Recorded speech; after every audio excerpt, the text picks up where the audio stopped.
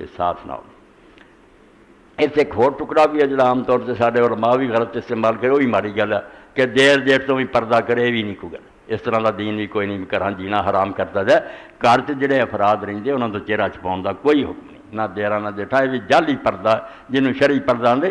جدوں یہ بات آپ نے کہی کہ کوئی عورت جدا اللہ اور آخرت تے ایمان اور تنہائی جنہ بوے،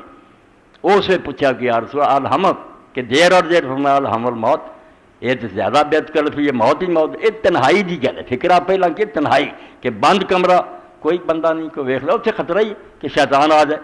باقی جڑا کہ گھر چ اگر انہیں چہرہ ننگا رکھیا اور وہ گھر دے کام کرے، کوئی دین نہیں، اللہ ما ظہر من قرآن آتا کہ منہ ہاتھ اپنے گھر ننگا رکھ سکتی ہیں۔ اور تو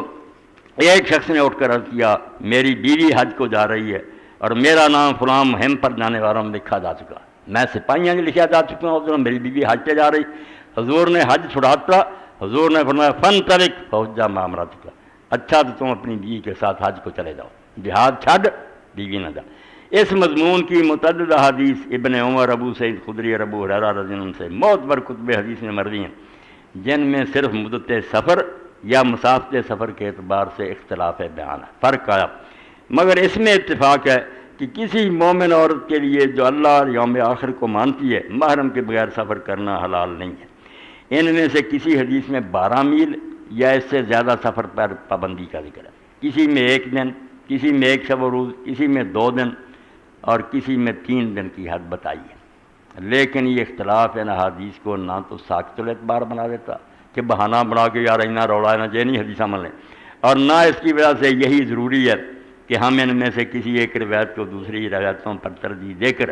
اس حد کو قانونی مقدار قرار دینے کی کوشش کریں جو اس روایت میں بیان ہوئی ہے، انجی کوئی نہ کرے بے انہوں سر دیا ہے نہ تو زیادہ موت بننا۔ اس لیے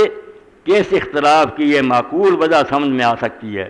کہ مختلف مواقع پر جیسی صورت معاملہ حضور کے سامنے پیش ہوئی اسی کے لحاظ سے آپ نے حکم بیان فرمایا۔ کسی نے 1 دن کا پوچھا، فرمایا 1 دن بھی سفر نہ کرے، دوسرے نے آخیا 2 دن، جہو جا سوال کر دے۔ مثلا کوئی عورت 3 دن کی مسافت جا رہی ہو اور آپ نے اسے محرم کے بغیر جانے سے منع فرمایا ہو، اور کوئی 1 دن کی مسافت پر جا رہی ہو اور آپ نے اسے بھی روک دیا ہو۔ اس میں مختلف سائلوں کے الگ الگ حالات اور ہر ایک کو آپ کے مختلف جوابات اصل چیز نہیں ہیں، بلکہ اصل چیز وہ قاعدہ جو اوپر ابن عباس والی روایت میں ارشاد ہوا، یعنی سفر جسے عرف عام میں سفر کہا جاتا ہے محرم کے بغیر کسی عورت کو نہ کرنا چاہیے۔ وہ کھلی ہے، یہ میلا موروں کی گل کوئی نہیں، وہ جو کسی نے پوچھا ہوتا ہے